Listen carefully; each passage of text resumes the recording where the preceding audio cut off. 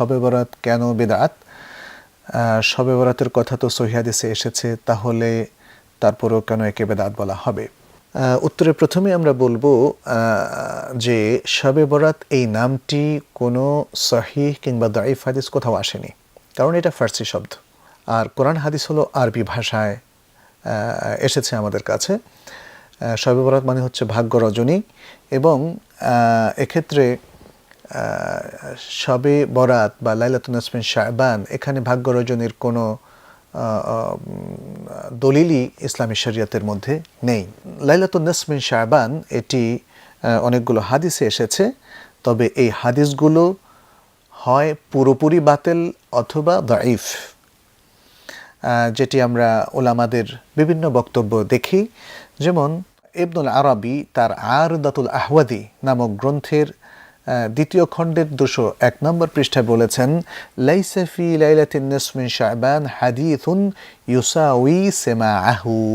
লাইলাতুন নিসফ মিন শাবান অর্থাৎ শাবানের মধ্যরাত্রি, যেটাকে আমাদের দেশে শবে বরাত বলা হয়, সেই রাত্রির ব্যাপারে কোনো এমন হাদিস পাওয়া যায় না যেটা শোনার যোগ্য, অর্থাৎ যেটা গ্রহণ করার মতো যোগ্য এমন কোনো হাদিস নেই।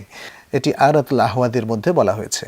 শেখ আব্দুল আজিজ বিন বাজ রাহিমাহুল্লাহ তিনি তার মাজমু আল ফাতাওয়ার মধ্যে প্রথম খণ্ডের 192 পৃষ্ঠায় বলেছেন, ওয়া আহাদিথু ফাদলি লাইলাতুন নিসফ মিন শাবান দাঈফা, যে লাইলাতুন নিসফ মিন শাবান বা মধ্য শাবানের রজনীর যে ফজিলতের হাদিসগুলো আছে এগুলো সবগুলোই দাঈফ, দুর্বল।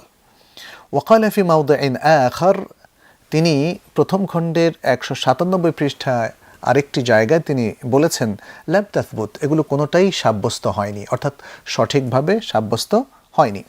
আর ইবনু উসাইমিন তার মাজমু আল ফাতাওয়ার সপ্তম খণ্ডের 280 পৃষ্ঠায় বলেছেন, আহাদিথু তাখসিসে লাইলাতিন নিসফ মিন শাবান বিকিয়ামিন ওয়া ইয়াওমাহা বিসিয়ামিন দাঈফা। তিনি বলেছেন লাইলাতুন নিসফ মিন শাবান বা শাবানের মধ্য রজনীতে সালাত পড়ার বিশেষ যে হাদিসগুলো আছে, অথবা মধ্য রজনীর পরদিন সিয়াম পালন করার যে বিশেষ হাদিসগুলো আছে এগুলো দাঈফ। ওয়াকালা ফি মাওদিইন আখার, তিনি অন্য আরেকটি জায়গায় 20তম খণ্ডের 30তম পৃষ্ঠায় তিনি বলেছেন, আহাদিথুস সালাতি ফি লাইলাতিন নিসফ মিন শাবান সালাওয়াতিন যাতা আদাদিন মা'লুমিন মাওদুআহ। তিনি বলেছেন যে নিসফ মিন শাবান বা শাবানের মধ্য রজনীতে সালাত পড়ার যে হাদিসগুলো আছে, এমন অনেকগুলো সালাত যা অনেক সুনির্দিষ্ট সংখ্যার রাকাত সম্পন্ন, সেগুলো মাওদুআ, জাল। তো বিশিষ্ট উলামায়ে কেরাম, তাহলে আমরা দেখতে পাচ্ছি এই রজনীকে কেন্দ্র করে যত হাদিস এসেছে সেই হাদিস গুলোকে তারা হয় বাতিল বলেছেন, নয় জাল বলেছেন, নয় দাঈফ বলেছেন।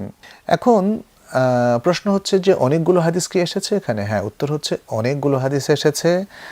যেমন ওই রাত্রকে ইবাদত দিয়ে ভরপুর করার হাদিস এসেছে, ওই রাত্রে কিয়ামুল লাইল করার হাদিস এসেছে, ওই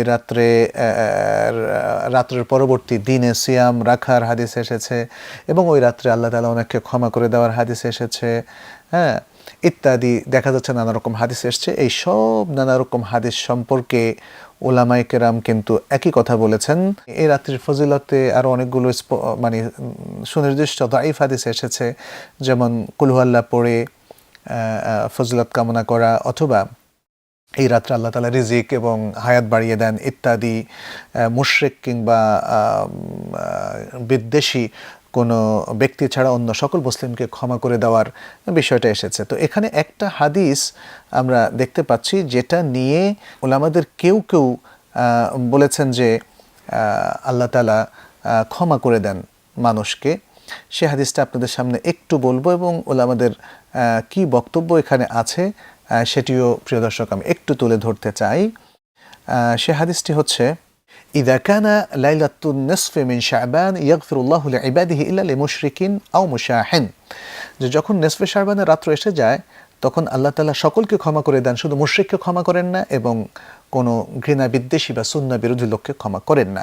এই হাদিসটা বর্ণনা করা আছে আবু বকর সিদ্দিক থেকে, আবু হুরায়রা রাদিয়াল্লাহু তাআলা আনহু এবং আব্দুল্লাহ ইবনে আমর থেকে। এই তিনজন থেকে যে হাদিসটা বর্ণনা করা হয়েছে এটা প্রায় সকল উলামায়ে কেরাম দাঈফ বলেছেন। এরপরে আবু মুসা আল আশআরী রাদিয়াল্লাহু তাআলা আনহু এবং মুআদ ইবনে জাবাল রাদিয়াল্লাহু তাআলা আনহু থেকে এরকম একটা রিওয়ায়াত এসেছে। আবু মুসা আশআরীর রিওয়ায়াতকে শেখ আলবানী তিনি হাসান বলেছেন এবং মুআজ ইবনে জাবাল থেকে যে বর্ণনাটা সেটাকে তিনি সহিহ বলেছেন। এছাড়া আউফ ইবনে মালিক এবং কাসির ইবনে মুররা আল হাদরামি থেকে এটা এসেছে।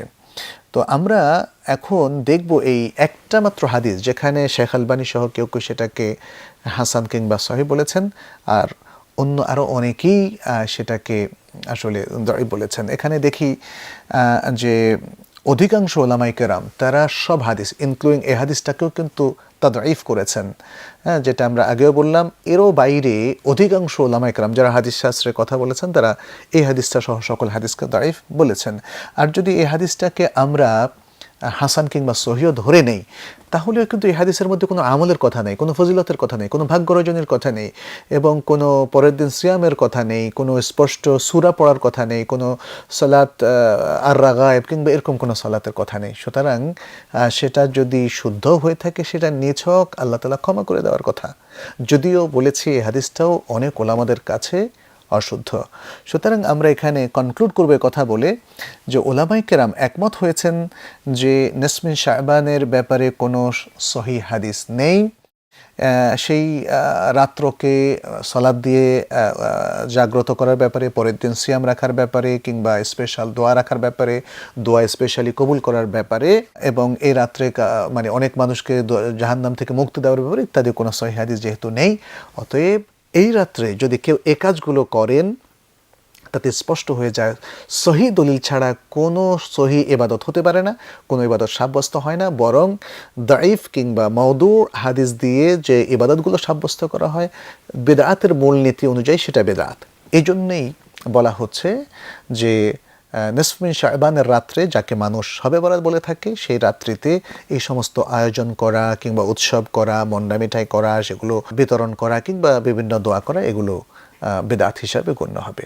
আল্লাহ তাআলা আমাদেরকে বুঝার তৌফিক দান করুন এবং তা থেকে রক্ষা করুন, এ আহ্বান জানিয়ে আমি কথা এখানে শেষ করছি।